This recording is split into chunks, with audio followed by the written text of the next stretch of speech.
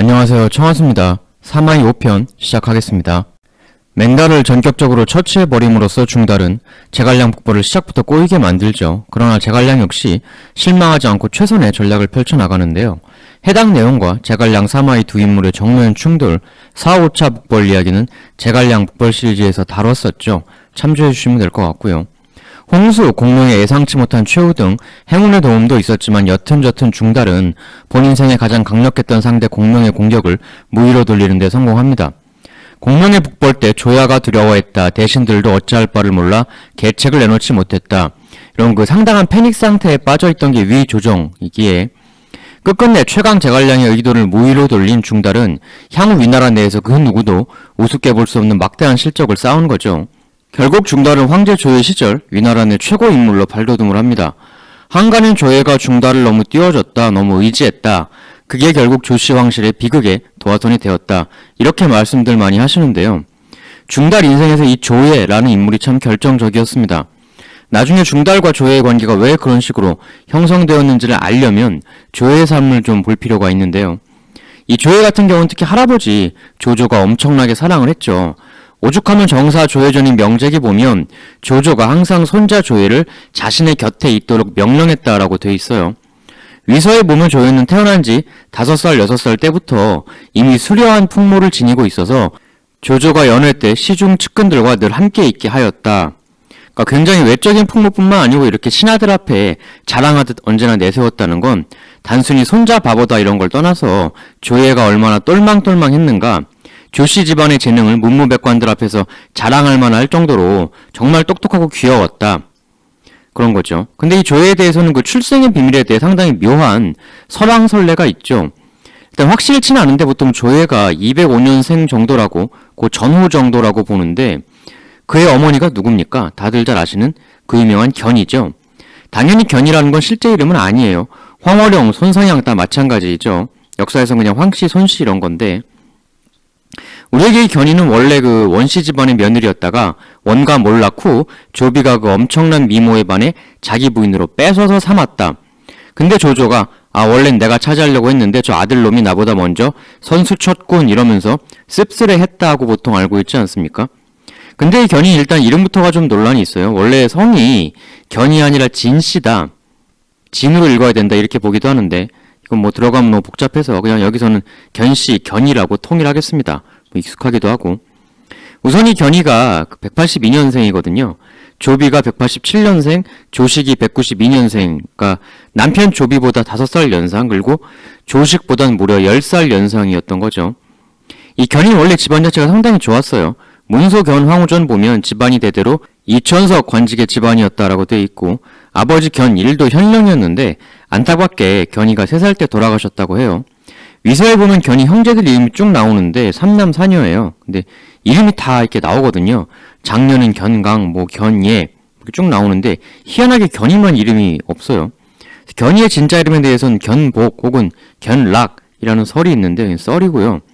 조식의 시 중에 낙신부라고 있거든요. 이 시가 견이를 그리면서 쓴 시가 아니냐 그렇게 해서 이제 그렇게 연결돼가지고 얘기가 있는 건데 이 시는 너무 길어서 다 소개해드리긴 좀 어려운데 딱 읽어보면 좀 견이를 떠오르게 할 만한 그런 장면이 좀 있죠. 이 시에서 이제 그 복비라는 인물이 나오거든요. 이 복비라는 인물은 원래 그 유명한 전설상의 인물 복희씨 딸인데요. 이 복희 같은 경우는 사람의 머리에 뱀의 몸을 가지고 있는 신화 속 인물이죠. 이 얘기도 제가 예전에 그 동서양 대홍수 신화 얘기 드리며 한 적이 있었던 기억이 납니다. 근데 이 조식의 시에 나온 복희 씨의 딸 복비가 낙수를 건너다 빠져서 그곳에 여신이 됐다고 하거든요. 그래서 그 견이의 이름을 그 낙수할 때 견락 혹은 이제 그 복, 견복으로 추정을 하기도 하는 거죠. 오늘 때는 추정이고 여기선 견이로 하겠습니다.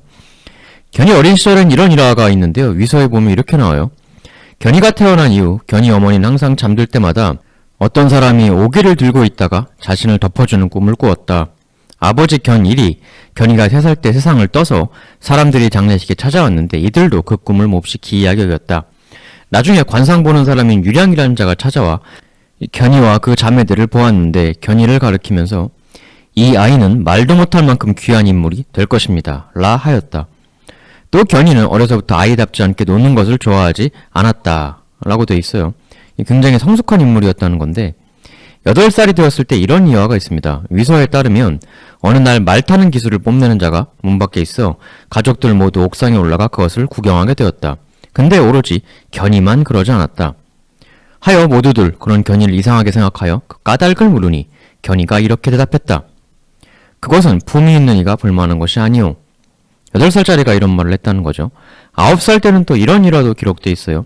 이 견이가 굉장히 책 보는 걸 좋아했다고 합니다. 그 머리가 좋아서 글을 볼 때마다 그 뜻을 빠르게 파악하고 또 오빠들의 필기구, 학용품 이런 걸 빌려서 공부를 상당히 열심히 했다고 합니다. 그래서 위서에 따르면 어느 날 견이 오빠가 견이한테 이렇게 말했다고 해요. 견이야, 넌 친구들하고 소꿉놀이나 하고 놀지 왜 자꾸 내 책을 가져다 읽니? 무슨 박사라도 되려고 하니? 이에 견이는 오빠에게 이렇게 당차게 답했다고 합니다. 예부터 현명한 여인들은 과거의 일을 배워 오늘날 자신에 대한 훈계로 삼았다고 합니다. 문자를 모르고 책을 보지 않으면 어찌 제가 옛 일을 알 수 있겠습니까? 대단한 9살이죠. 단순히 당차고 똑똑하기만 한 게 아니라 이 견이는 굉장히 심성도 고운 분이었어요. 어느 날 지역에 대기근이 일었는데 기근이니까 곡식값이 뛰겠죠. 원래 좀 풍족했던 견이 집안에선 이때 곡식을 아주 비싼 값에 팔아 각종 금은보화를 수집하기 시작했는데요.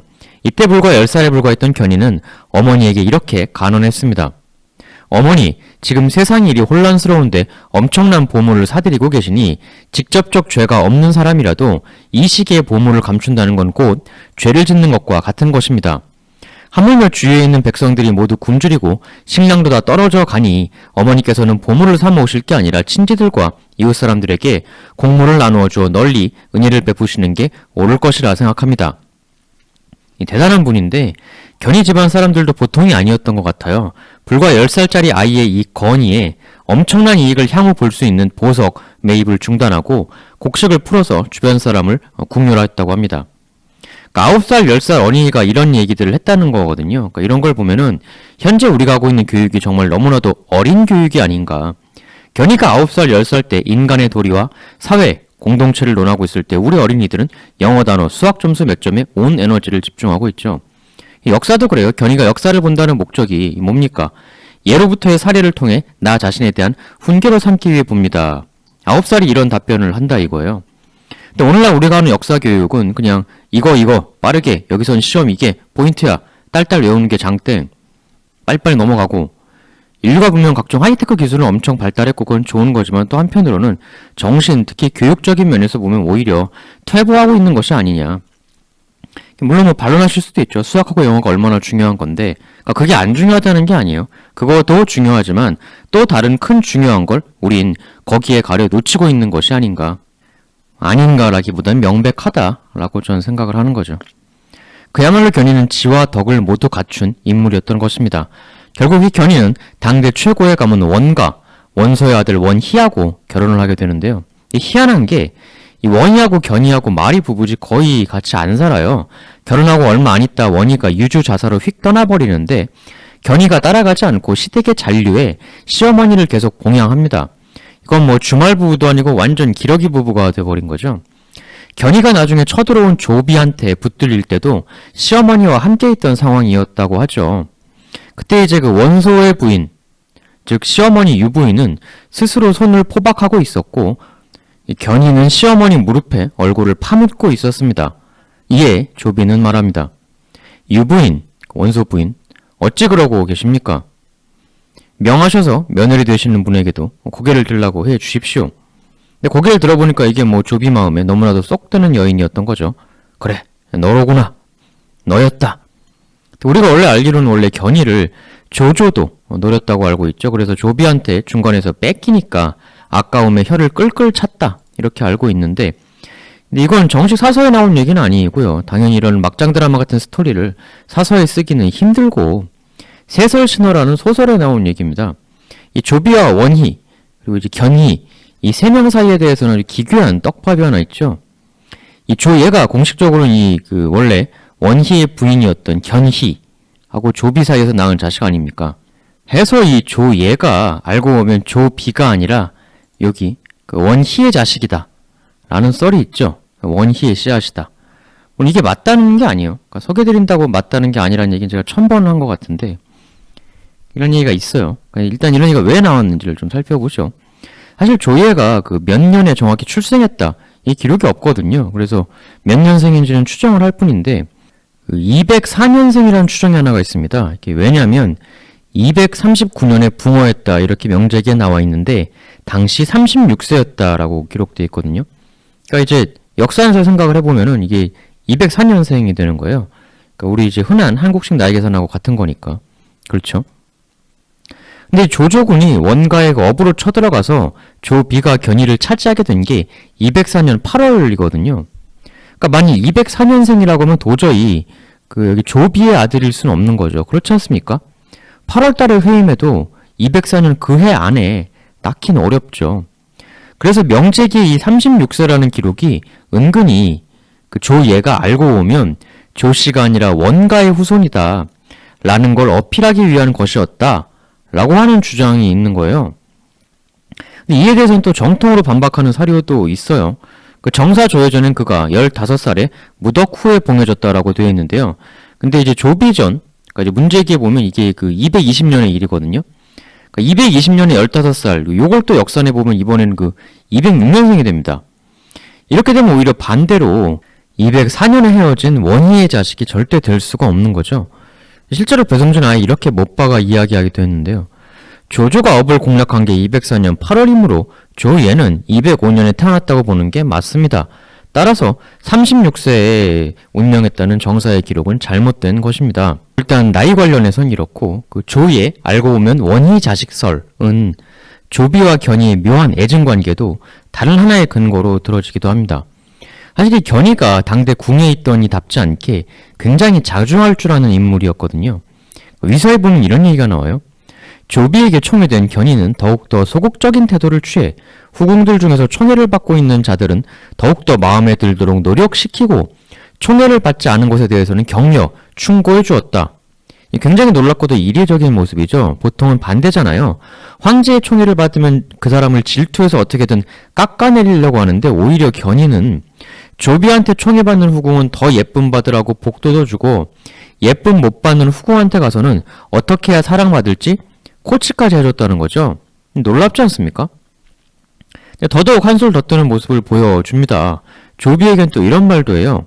그 예로부터 황실이 번창할 수 있었던 건 여러 측실을 두어 많은 자손을 보았기 때문입니다.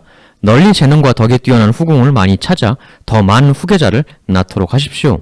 그러니까 뭐 질투와 시기 이런 게 없는 분이었다는 건데, 그러니까 조비는 뭐 그 말에 따르죠. 그래서 이제 많은 측실을 거느리게 되는데, 근데 그 이제 그 후궁 중에 이제 임씨라는 사람이 있었습니다. 그래서 이제 임씨라는 후궁을 이제 조비가 마음에 안 들어가지고 쫓아내려고 하는 일이 있었거든요. 근데 또 이때 견희가 또 나서서 그걸 또 말립니다. 이렇게 말해요. 임씨는 가문도 훌륭하고 덕과 색에서 저희들이 따라갈 수가 없는데 왜 쫓아내려고 하십니까? 이에 짜증난 조비가 답합니다. 임씨는 성미가 포악하고 급해 지금껏 내 성질을 건드린 게 한두 번이 아니오. 그래서 떠나보내려 하는 것이오. 그러나 견희는 자기가 아니라 남이 쫓겨나는 일임에도 불구하고 눈물을 흘리며 간청합니다. 저는 폐하의 많은 사랑과 은덕을 받고 있는데 이것은 온 사람들이 다 알고 있습니다. 만약에 임씨가 쫓겨난다고 한다면 사람들은 저 때문이라 할 것입니다. 부디 다시 생각해 주십시오.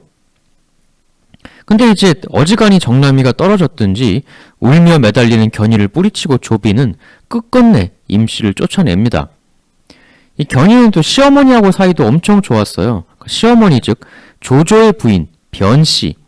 이 변씨가 아플 때 견희가 그렇게 울면서 걱정을 했다고 해요. 변씨가 나중에 이제 와가지고 견희하고 아주 서로 부둥켜 안고 한참을 우는 그런 일도 있었습니다. 그 시어머니는 이제 이 그 며느리에 대해서 진정한 효행의 신부다라고 감탄에 마지 않았죠. 이렇게 보면 조비하고 견희하고 사이가 나쁠 이유가 없을 것 같은데 이상하게 나중에 사이가 틀어집니다. 정사인 두 사람의 갑작스런 사이 틀어짐에 대해 이렇게 나와요. 조비가 황제 자리에 오른 후 곽후, 이귀인, 음귀인 등이 총애를 받게 되었고 견후는 갈수록 시리에 빠져 원망하는 말을 하게 되었다. 이에 조비는 대노하여 사자를 파견해 죽도록 하였으며 업에 매장하였다. 앞서 소개드린 위서의 일화들과는 참 맥락이 맞지 않는 뜬금없는 결말인데요. 견희가 그 품성상 질투했다는 것도 이상하고 조비가 그렇다고 갑자기 이렇게 죽도록 만들어버리는 게 이게 너무 심한 오버 같지 않느냐. 그래서 혹시 그 조예가 내 자식이 아닌 원희의 자식이 아닌가라는 의혹 때문에 결국 조비의 히스테리가 이때 터져버린 게 아니냐, 이런 추정을 하는 거죠. 실제로 또 하나 이상한 게 조예가 굉장히 늦은 나이까지 태자가 되질 못해요. 태자 늦게 된 걸로 치면 제가 예전에 소개드린 그 백제 의자왕의 사례가 있지 않습니까? 조예가 204년 혹은 205년생, 205라고 쳐도 이게 그 태자가 나중에 226년에 되거든요. 그러니까 22살 때 된 거죠. 성인 훌쩍 넘어서 된 거니까 의자왕보다 낫긴 하지만 그래도 굉장히 늦었던 거죠. 정사 조예전은 이런 늦은 태자 책봉의 이유에 대해 그의 생모 견이가 부친 문제 조비에게 주살당했으므로 뒤를 이을 황태자로 세워지지 않았다라고만 나와 있어요. 하여 이게 조비가 조예에 대해 내 자식인지 확실치가 않아서 태자 책봉을 주장한 것이다. 그러니까 견이에 대한 이 뜬금없는 조비의 미움도 계속 이게 그 원희 아들인지 내 아들인지 헷갈려서 그 딜레마가 견이에 대한 미움으로 이어졌고 태자 책봉이 늦어진 것도 그 때문이다. 나중에 이제 태자 책봉이 되긴 되는데 근데 그것도 그냥 된 게 아니라 조비가 아파가지고 위중해지니까 허겁지겁 했다라고 나오거든요. 그러니까 끝까지 안 하려고 했던 거죠.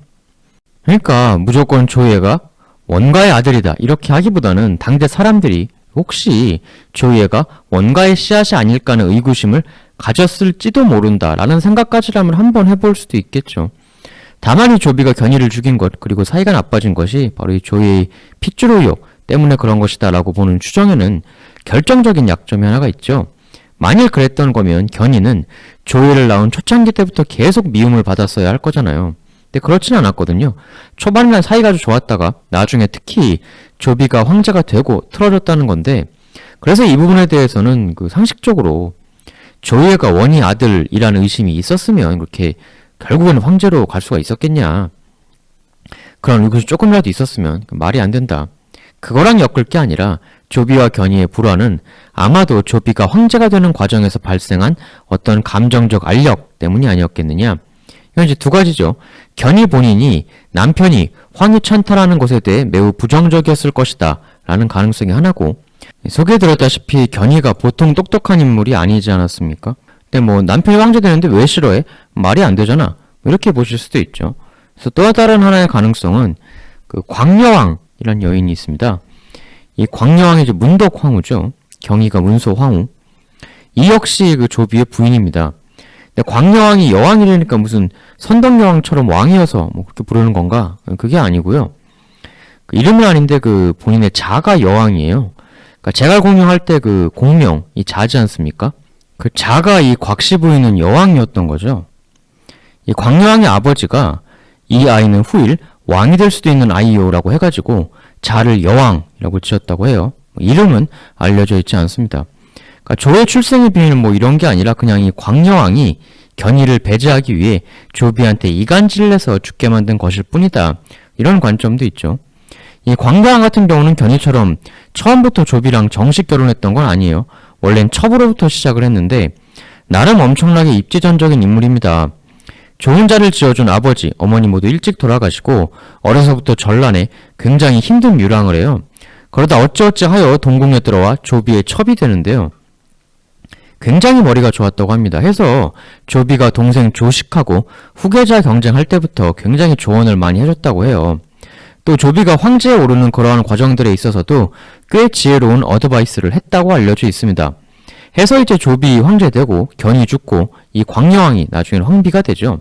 신하들 반대가 굉장히 많았음에도 불구하고 조비는 강행을 합니다. 반대를 했던 이유는 첩이었던 사람이 황비가 된다는 것이 예법에 안 맞는다. 이런 상소가 있었던 건데 조비는 무시하고 밀어붙이죠.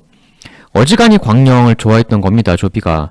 이랬기 때문에 견이의 최후에 광여왕의 모략이 있었던 게 아니냐라는 거죠. 근데 이것도 또 반론이 있어요. 왜냐하면 조예에겐 그 견희가 친모잖아요.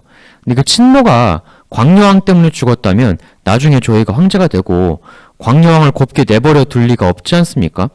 근데 조예가 추후 광여왕을 굉장히 후대해줘요.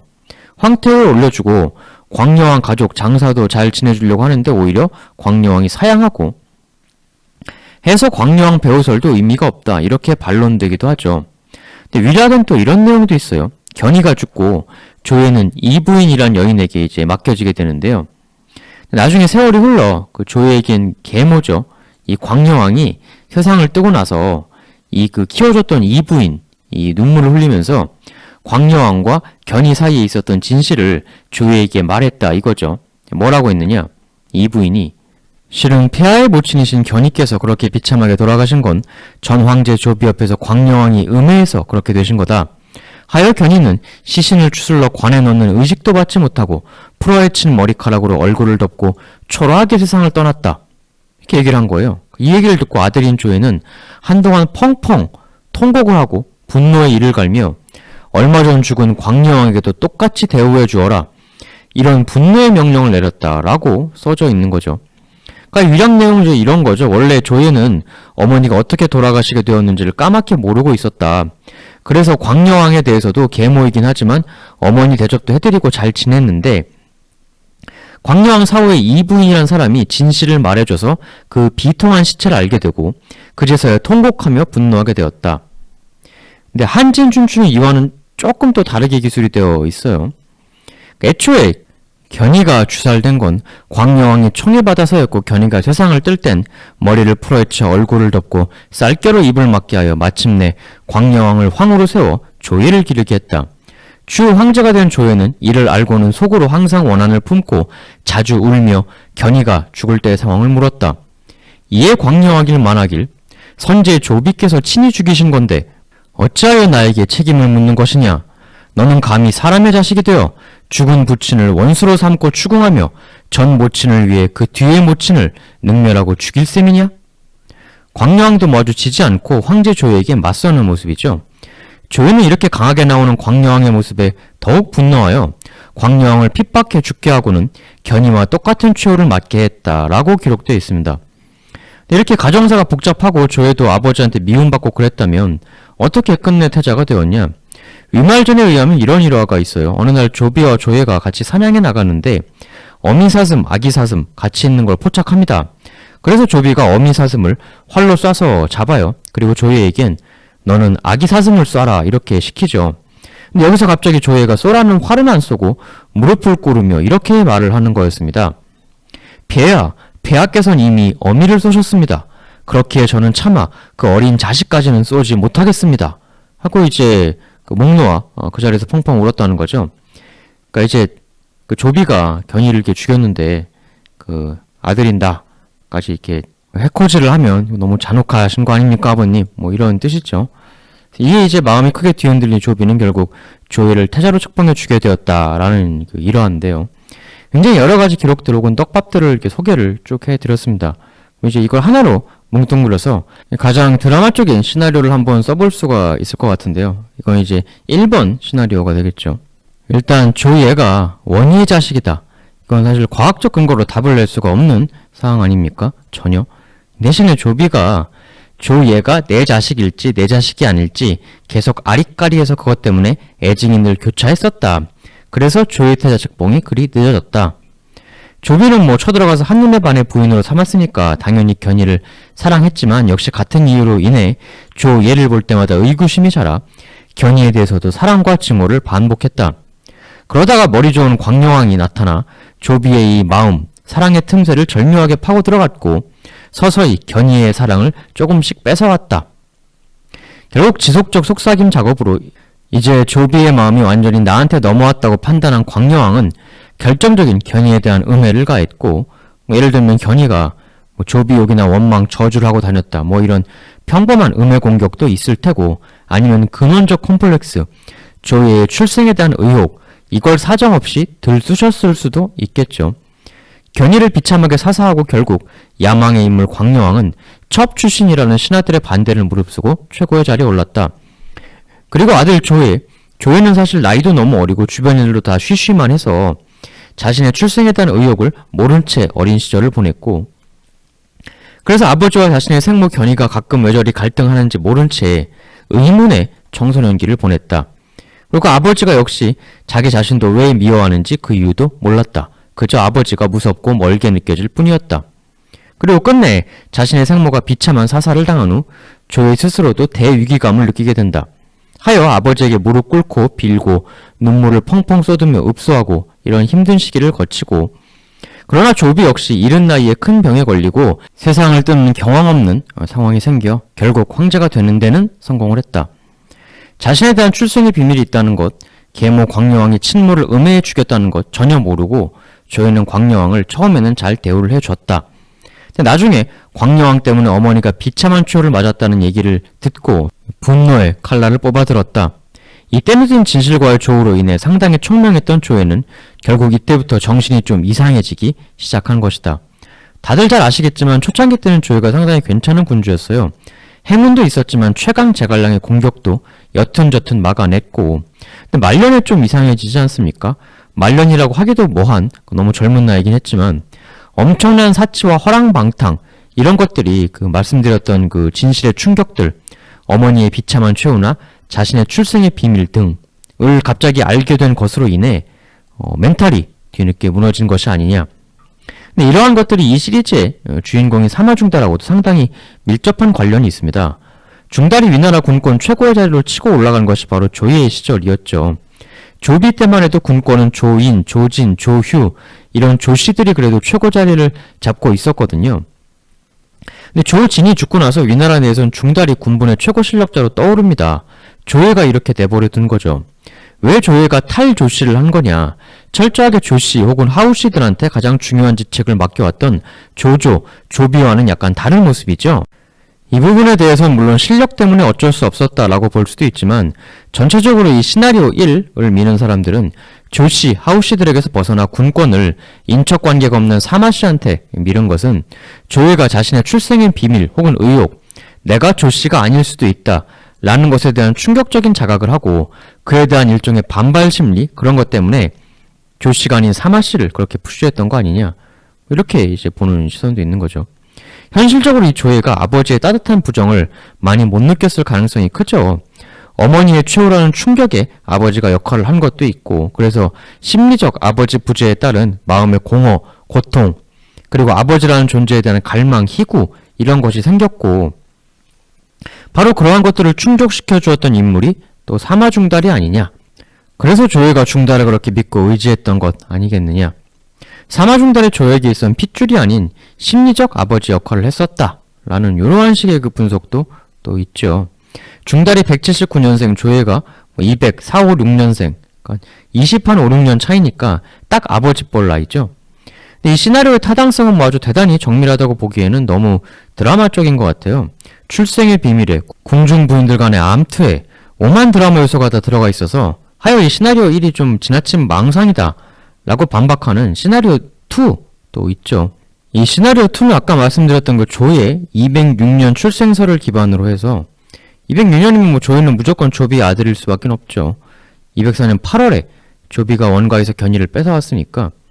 다만 조비가 조예를 탐탁지 않아 했다는 점, 견의를 싫어해서 나중에 사사했다는 점 등은 사실이지만 그렇다고 그게 출생의 비밀 때문에 그랬던 건 아닐 거다.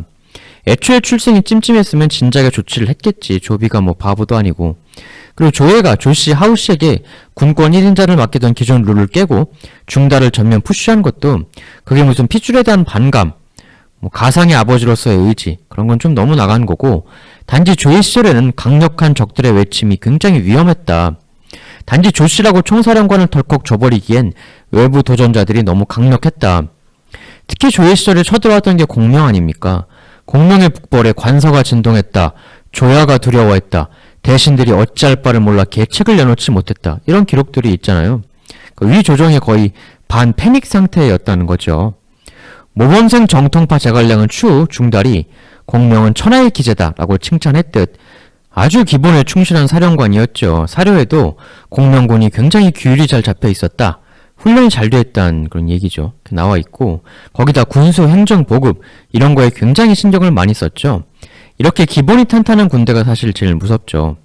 거기다가 북방에, 그 다음에 또 하겠지만 요동의 공소년, 남쪽의 오나라, 사방팔방에서 중원을 늑대처럼 노리는 도전자들이 산계해 있었기에 무엇보다 능력 중심 인사를 할 수밖에 없었다. 당시의 중달보다 더 뛰어난 사령관이 위에 어디 있었느냐. 어디까지나 강력한 위험에 대처하기 위한 어쩔 수 없는 능력 인사였던 거지 무슨 시나리오 1 같은 드라마 때문에 그런 건 아니다. 또 이런 부분도 있죠. 이전에도 말씀드렸지만 조조가 청류 호족이든 뭐든 어느 정도 휘어잡을 수 있었던 건 그 본인이 밑바닥서부터 행정부터 군사까지 오만 경험하면서 빠삭하게 꿰고 있으니까 중간층들에게 휘둘릴 이유가 없다. 하지만 아들, 손자 점점 넘어가면서 궁중 왕자님으로만 커갈 수밖에 없기 때문에 군사 행정 등 현장 실무로부터 멀어진다. 그래서 점차 헤게모니를 뺏겨간다. 조예가 중달에게 점차 의지하게 되어 간 것도 그런 흔한 현상들의 일환인 거지 무슨 어떤 막장 드라마 같은 요소 때문은 아니다. 또 유력한 인재들이 너무 빨리 세상을 뜬 부분도 있다. 조진이 아마도 40대 중후반 아깝게 세상을 떴고 제갈량 2차 북벌을 성공적으로 막아낸 학소, 이 조예가 학소의 대선 전에 엄청나게 기뻐하고 학소를 상당히 키우려고 했었거든요. 제갈량 퇴가시키고 개선한 학소에게 조예가 이런 말도 했어요. 학소, 우리 위에 그대 같은 쾌인들이 있어 장수로 활약해주니 짐이 또 무엇을 걱정하겠는가. 근데 이 중용하려고 했던 학소 역시 아까운 나이에 세상을 떴죠. 조예의 중달 의지는 이렇게 인재들이 조기에 세상을 떠나버리니까 조예 입장에서는 운이 없었고 중달 입장에서는 운이 좋았던 것이다. 이런 이유도 생각을 해볼 수가 있겠죠. 이런 걸 보면 천명이라는 게 진짜 있는 것 같아요. 그래서 나중 제갈량 4차 북벌 때는 중달을 호출하면서 조예가 이런 말도 하지 않습니까? 서쪽의 제갈량 공격이 생기니 사마공 그대 말고는 이 일을 맡길 사람이 도저히 없소. 그러니까 이게 인사치레차 하는 말이 아니라 진짜 인물이 없었다는 거죠. 공명 같은 거인을 막을 사람이. 그리고 나중에 여튼저튼 막강 공명의 북벌을 무위로 돌렸으니 조예가 중달을 의지하게 된 건 당연했다. 참고로 제갈량 4, 5차 북벌 당시 중달과 공명의 정면 충돌은 제 2개의 영상 제갈량 vs 사마이 진짜 승자는 누구였나 4차 북벌 내용이고 그 추풍 오장원 이야기 이게 5차 북벌 얘기입니다. 나름 상세하게 나와 있으니까 해당 테마는 그 영상을 봐주시면 될 것 같아요. 개인적으로는 추풍 오장원 영상이 좀 괜찮은 것 같습니다. 상대적으로 조회수 낮아서 좀 안타깝지만 여튼 원인이 어쨌든 조예 시절에 중달이 추후 천하를 들어먹는 기반이 제대로 닦여졌으면 두말할 나위가 없죠. 보다 사실적이기는 사실 2번 시나리오가 1번보다는 좀 더 현실성 있게 보이긴 하죠. 근데 그럼에도 1번을 미시는 분들은 이 얘기를 꼭 하시더라고요. 아버지 조비 같은 경우는 태어난 연도가 187년이라고 사서에 명확하게 나와 있거든요. 근데 왜 그 아들 조예는 출생 연도를 명확하게 기록에 안 남겼냐. 뭔가 이상한 포인트가 있어서 그랬던 거 아니냐. 뭐 이렇게 말씀하시기도 합니다. 근데 이러한 사항들을 너무 어거지로 정답을 내리려고 하면 안 될 수도 있을 듯해요. 또 조예 시절 중달의 권한 확대를 조예에서만 문제를 찾으려고 하는 것도 좀 좁은 시야일 수 있죠. 그만큼 중달이 황제를 사로잡는 정치력이 탁월했다. 어쨌건 당대의 영웅 조조, 그가 존경했던 순욱 이런 사람들 옆에서 정치의 극한을 봤을 테니까 자기 아들뻘인 조예를 구워 삶는 건 중달에게 그리 어려운 일이 아니었을 수 있다. 이런 일이 하나 기록에 남아있어요. 어느 날 중달이 조예에게 흰 사슴 하나를 잡아서 바칩니다. 그러니까 조예가 이렇게 답을 해주는데요. 옛날 주공단이 성왕을 보좌할 때 흰 꿩을 바친 일이 있다. 이제 사마이 그대가 대임을 맡아 흰 사슴을 헌상하니 충성에 서로 부합하여 천년이 한 마음으로 국가를 다스리는 것이니 어찌 길이 빛날 아름다운 일이 아니겠는가. 참 사마씨 가문의 나중 행보를 생각하면 어이없는 말이지만 어쨌든 당대 조예는 이렇게 중달의 충성심을 찬탄에 맞지 않았다는 거죠. 한마디로 중달이 어린 조예를 완전히 속여 넘겼다. 하여튼 중달이 속이는 거 하나는 젊어서부터 20대가 있지도 않은 류머티스성 관절염 핑계를 대질 않나. 하여튼 사기꾼 싹수가 빛났던 중달이었죠. 근데 이제 사기꾼도 그 레벨이 있는 거잖아요. 이 정도면 거의 나라를 들어먹는 사기꾼, 사기의 극한이다. 다만 이런 부분이 있어요. 중달이 정말 반역자였나. 사실 중달 본인은 그닥 그런 마음이 없었는데 아들들이 들어먹은 거다. 오히려 중달 자신은 자기를 지키기 위해 들고 일어났을 뿐이다. 이렇게 보는 관점도 있긴 하죠. 이건 또 나중 고평능 사변할 때 그 내용을 세세히 분석하면서 더 얘기해 보기로 하고 사실 딴 거 다 떠나서 그 또 하나의 큰 불운은 조이의 본인도 너무 세상을 빨리 떴다는 거죠. 조비, 조이의 부자가 다 빨리 세상을 뜨니 중달이 그 틈을 비집고 자기 세력을 극적으로 넓힐 수 있었던 것입니다. 최강의 적 제갈량이 사라지고 난 후 조예는 외부 팽창적, 공격적 기지개도 켜나가게 되는데요. 그 대표적 사례가 바로 중달의 큰 전과 중 하나, 요동 공소년 토벌이죠. 다음 시간엔 그 이야기를 좀 해보도록 하겠습니다. 특히 이게 의외로 고구려하고도 상당히 관련이 있거든요. 다음엔 더 재밌는 내용으로 또 돌아오도록 하겠습니다. 대단히 감사합니다.